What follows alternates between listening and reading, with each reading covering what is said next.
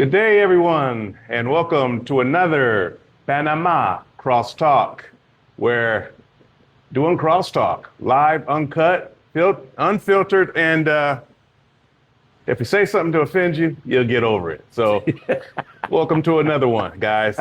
We're here in Daiquiri 23, owner and proprietor, Mr. Jeffrey Clark. How you doing, my man? Man, we here. We here. Yes, sir. 2026 is already here during our last one. We was hitting some outfield balls with the last one we had last episodes. And one of the themes that we were going over is businesses, attorneys. Yeah. And what do you say about, I'm seeing a lot of attorneys hooking up with expats. Mm-hmm. What's your view and scope on how some of these attorneys are seeing their opportunities? PSA announcement. We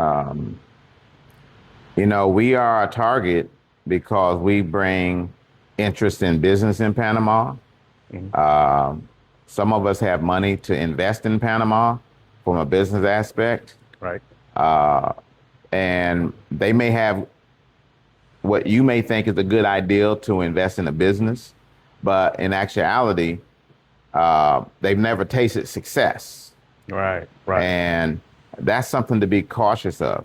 Just like me, I've never tasted success in Panama in a business, but I made one or two mistakes that I'm willing to pay for those mistakes. But other people that are dependent 100% on the knowledge of a person that's from Panama, whether lawyer, whomever, mm-hmm. to invest in a business with them in uncharted territory from a business aspect. Right.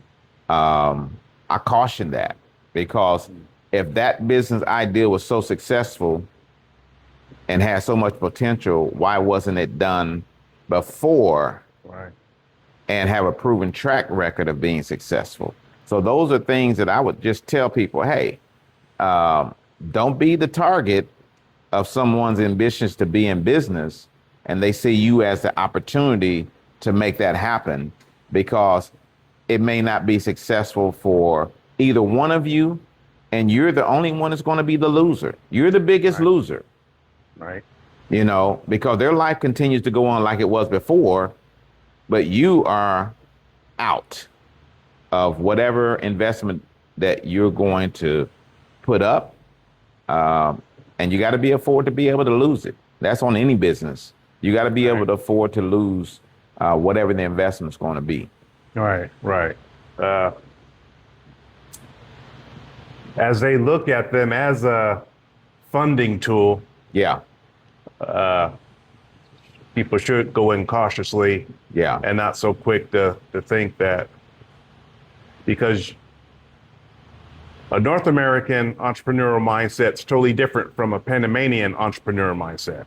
Yes, because we're looking at return on the investment. We're looking at how fast can we get that return on investment.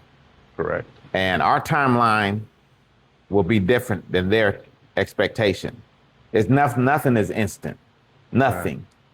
Right. And when people paint it to you like it's going to be happening right away, no, this is Panama, baby. Right. It's Panama. You have to be willing to take your hard knocks that come along the way of adversity, especially with something like how you have here. Two people may eat one day, then you may have 100 people eat one day. Exactly. And this is like investing. It's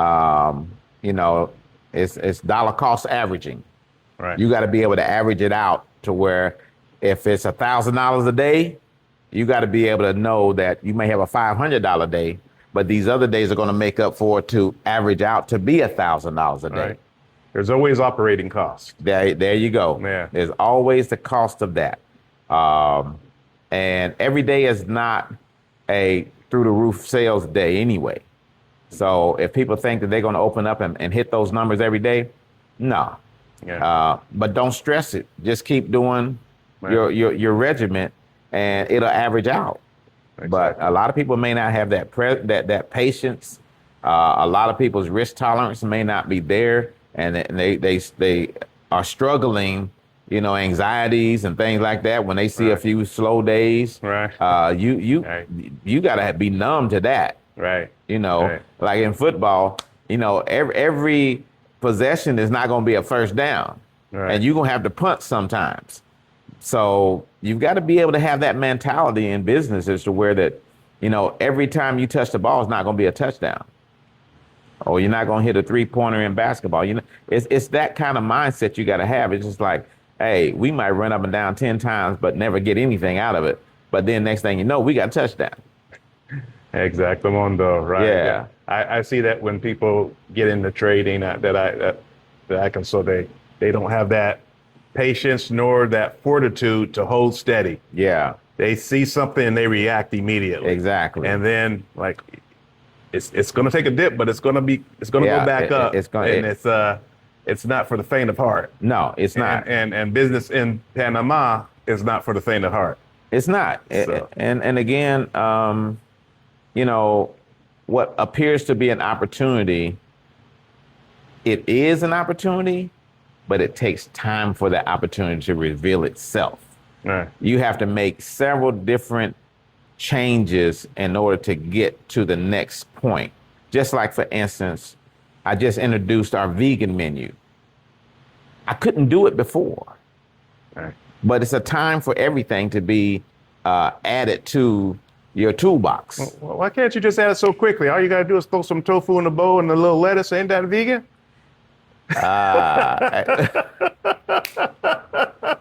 That's what I'm talking about. You got to have the space for that. Yeah. These are perishable items. Right. You got a couple of days to get that on a plate. If not, it's going in the trash. Right. And you got to have the market for it. You got to have the people that's going to sit down on a regular basis for it. Right. So some people think it's so microwavable. Why don't you just have it? It's not, you could do this and this. It's not that simple. No. This ain't no frozen TV dinner business. I don't see a bunch of Swansons back there lined up. You put them on a plate. Look, you'll quickly go out of business if that's the case. Right. Yeah. And with the way food is here in Panama, it's real food. Yeah, it don't have long shelf life. Yeah, it don't have all the additives and the things that help it to be preservatives and things like that. This is natural food. So when you get a fresh plate of food and it tastes fresh and everything, chances are it was made that day. Yeah. It wasn't made a week ago. Right. It was made that day. Right. You know. You can tell the immigrants that are new here because they're so impatient. Like, what's taking so long? They're making the food. Yeah, this ain't Popeye chicken. Yeah. Yeah, So, but again, back to our original, where our jump off point is, the investors that are coming to Panama, and what their expectations are, and the things that they're hearing from some of the, it could be your lawyer.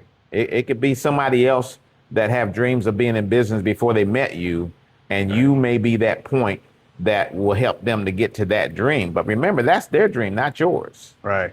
That's their goal, not yours. And you got to see yourself as being able to ask the right questions. Show me the results and the proof that this is that is even something that's doable, successful. marketable. What's your business plan? Show me most of them don't even have a business plan lined up. Because even when you go to the bank, most banks don't even ask you for a business plan. If you're in business, they want to know, well, how many years you already been in business before they even entertain doing business with you or even discussing anything with you. They want to know, are you already in business? Yeah. How do you expect me to give you money on an idea? Take that in consideration. Yeah. Ask the person, if you're the person with the money, how do you expect me to give you money on an idea? True that. So what would you recommend for the folks out there that are coming down either under retirement age, wanting to set up something? How would you advise them to go about it? Would you have them look into it right away, or would you have them settle in first, know the lay of the land? If they already know that this is something that they want to do, you got to talk to a lawyer. You got to talk to an attorney and understand the business structures, the different options, how you want to structure your business. Do you want to just be a sole proprietor? What's the advantage of being a corporation, this style corporation, or this other style corporation? Okay. So that you gotta know which corporation you need and want to open up in Panama. I hear a lot about nonprofits and what have you. Is it an advantage to open a nonprofit in Panama, structured like the one in the U.S.? Yes. No. Nah. No, because that's U.S. laws versus Panamanian laws. You have to understand it. You hear that a lot. People with nonprofits thinking that it's going to be the same. No. Yes. No, this is a different country, a different legal structure, and recognizable Panamanian legal structure, not one that you want to bring from the U.S. here. They're looking at you as saying, you need to keep that one there and do one that's legally structured correctly for Panama to recognize it. Right. Okay, so it's everything. The legal system here is different. The accounting is different. Everything is different here. The interest that you pay on your loan is different. You know, how they're going to offer you credit here in Panama is different. So you've got to get out of that mindset and come into this mindset that you're going to live in and operate in. Okay, excellent. Excellent, as they say.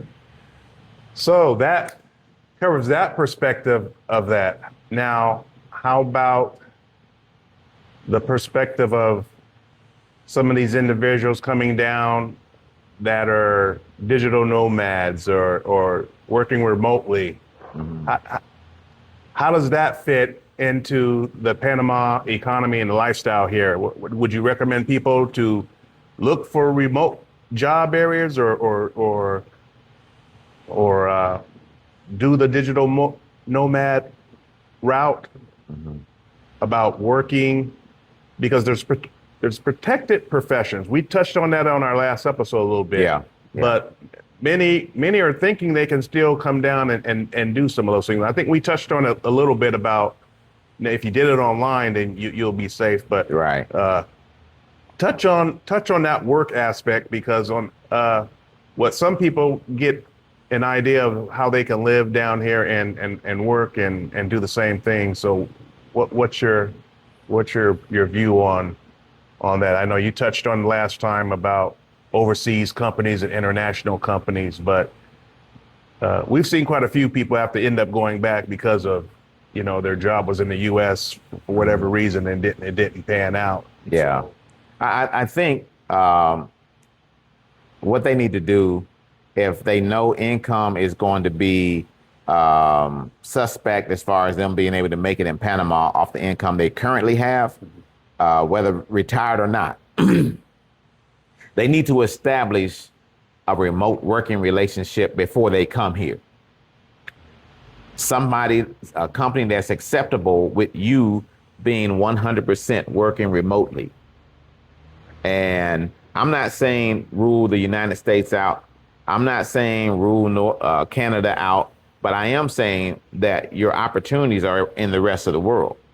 So you need to be able to look and, you know, start working with some of those companies before you come, because it may not be a good fit for you. Like when I'm being a hiring official for the government, I always look to see, and me applying for jobs, I wanted to see if it's a good fit for me. Right. You've got to make sure that your decision to work remotely for any company is a good fit, that you don't come here thinking that that's the company for you. And as soon as you get here, you realize it's not, or they realize that you're not a good fit for them. So Right. where are you at? You're back at square one. Establish a relationship before you get here from a work aspect to see if it's going to fit you. And that's my biggest advice, especially if you got kids that want to come too, and they need to be able to establish that relationship, that working relationship with that company. It's a working relationship of respect, and they know they can count on you, and the money is going to be the amount that you need to be able to be comfortable here in Panama. Right. And you're not always looking for the next remote opportunity. No, you need to secure that before you come. Right. Good advice, and some that definitely should be taken for those that want to work remotely here. I would also probably add tech firms in the U.S. are more likely to let you work abroad opposed to some of the Fortune 500 companies. Exactly. Just due to the climate, as we would say right now. We'll talk about that in another episode. But tech companies are more likely to allow people to work abroad. So that's a big thing that I'm seeing a lot of people wanting to do is come and test it out. Yeah. What would you say about people giving advice to people that are seriously thinking about relocating in this country of Panama and getting the wrong advice, watching the wrong people on there? And when I say the wrong people, folks, I'm talking about individuals that are stopping through for a week to 2 weeks or a month and giving advice out, doing videos, and then they're moved on to the next one. Some of them haven't even ventured outside, like say Costco, for instance. Yeah. I've seen that a few times. There's no more of the city except Costco. Right. And so they get this view of that, and you've got the whole rest of the city. Yeah. Again, you got to listen to people that are here, have been here, and they've lived in different communities within Panama City, Punta Pacifica, JW Marriott. I've lived over in Punta Pacifica. Okay. It wasn't my cup of tea. Okay. For various reasons. There's really no nightlife over that area. You always got to take an Uber or drive out and get out of that area in order to go somewhere, even for dinner. And dinner is not going to the Multi-Plaza Mall to have dinner. You don't want to eat in the food court? No, basically. But that would be your closest option. You know, they have some other little whatnot shops around there, but nothing like what you're used to. I've lived in Marbella on Avenue Balboa. I lived in San Antonio. That's another experience that I got to tell you about. I was living in a community of Panama where it's nothing but Panamanians living in those areas in a single family home. True. Okay, but I was broken into at night one night while I'm in my bed sleep. What? Yeah. And they stole my TV, my desktop computer, a brand new stereo unit that I just bought. They even stole the propane tank off of the gas heater, dryer, clothes dryer. They stole that, and they went out the door. They came the window they came in because the front door was deadbolt. So somebody was familiar with that house, and they knew how to get into it. But the problem that I had with it is if I had heard them, I always sleep with my door closed in a situation like that and locked. If I had heard them, there would have been a very serious situation. Very serious. Right. So I've been able to live in different communities. And then some people say, well, I didn't move to Panama just to be around Americans. I get that. Okay. But did you move to Panama speaking fluent Spanish? Okay. Where you can communicate with the people you want to live with. Right. Or live around. Right. Does that make you comfortable? Yeah. Or are you putting yourself in a situation to be a target like I did, not knowing that I was a target? So when people start to say things I didn't come to Panama to be around my own community, English speaking and what have you. No, most of us came here to live a comfortable life, but it's not about being around Americans. It's about being where you're comfortable, where you fit in and you don't stand out. And most of us don't stick out because they don't know that we don't speak Spanish until they speak to us. Correct. Okay. So right there, you're comfortable. But when they identify you as a non-Spanish speaking person, it travels like wildfire. Yeah. You've got some assets in that place. Yes. Yes. Yes. Yeah. So again, I get it that this is not what you came to Panama to do. You want to live within the culture of the people. But are you able to speak fluent Spanish when you come? If not, grow into it. Yeah. Don't go into it, grow into it. Grow into it. And that way you can see yourself and they can see you as part of the community. But you got to grow into that. Yeah. You know, and I get it. It sounds good, but it's not reality. Yeah. Yeah. Yeah, it's not reality. Definitely have to have a turtle shell and be able to let a lot of things roll off your back from that, because that's being totally immersed. I understand, because my brother was out in Villa Lucre, and we the only immigrants out there in that neighborhood. Exactly. So, yeah.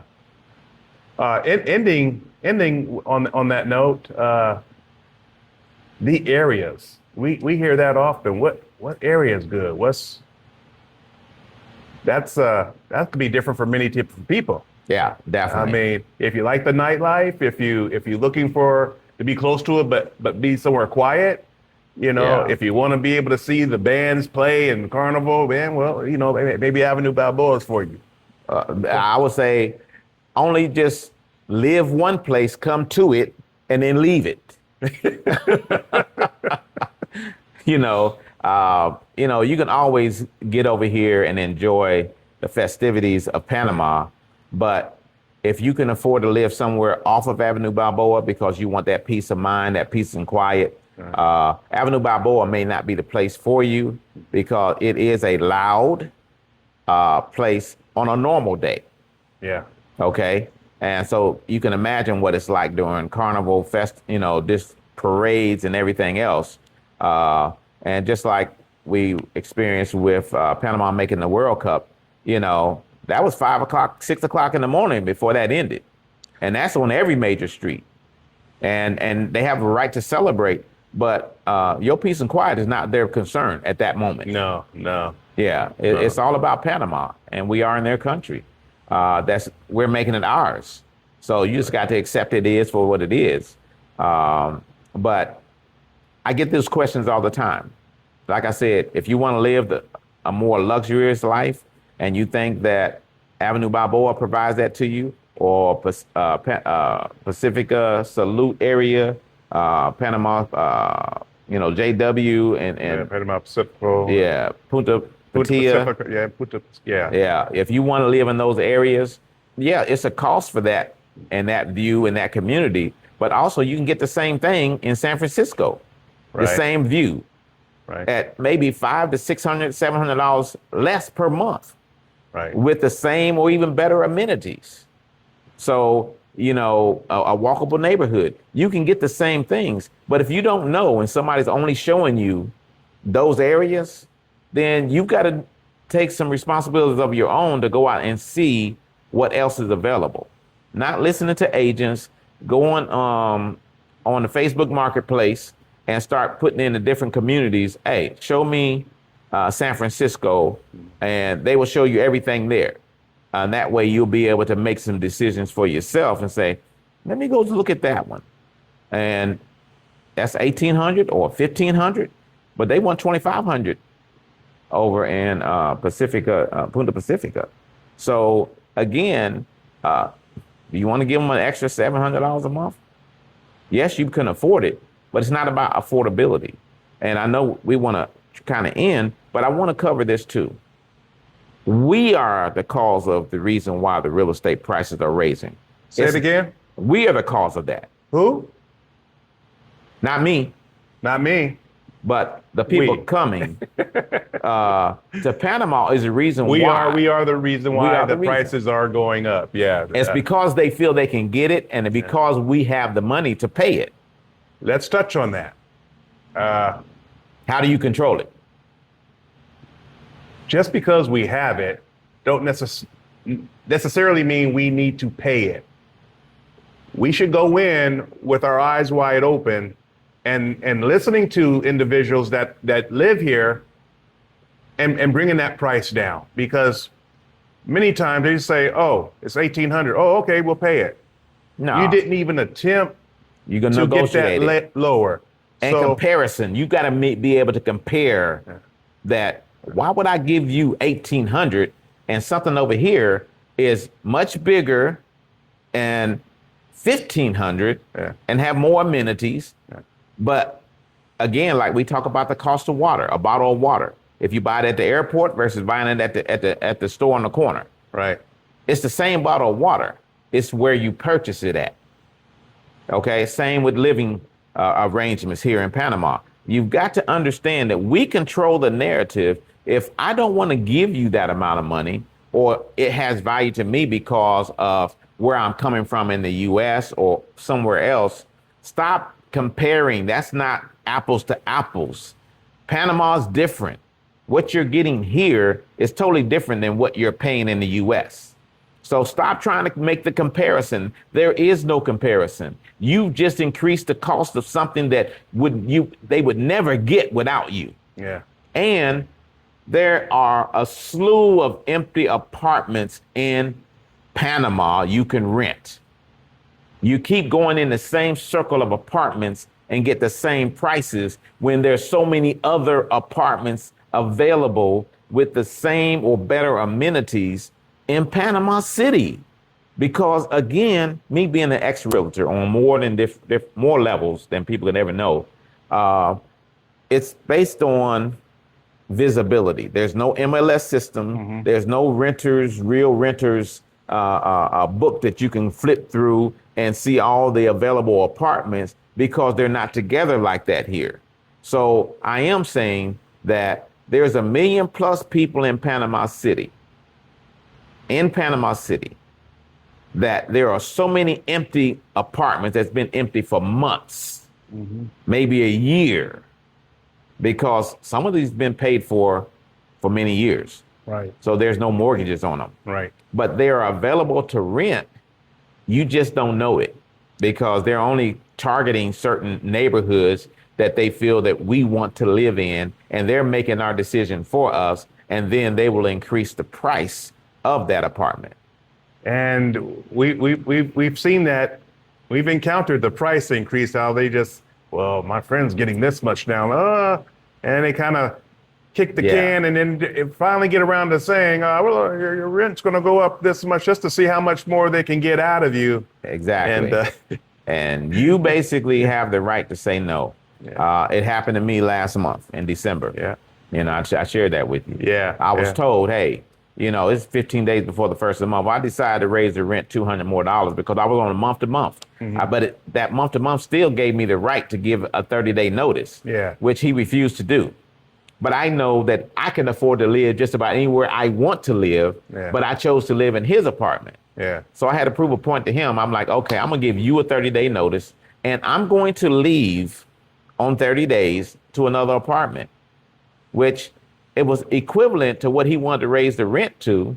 It wasn't the fact that I couldn't pay it. It was the fact that you had no reason to raise it. Right. There was no market change in the market that allowed you to come to me and tell me I need to give you $200 more a month. Right. I'm like, no, that's more than the light bill that I pay, my water bill that I pay, the gas bill that I pay collectively.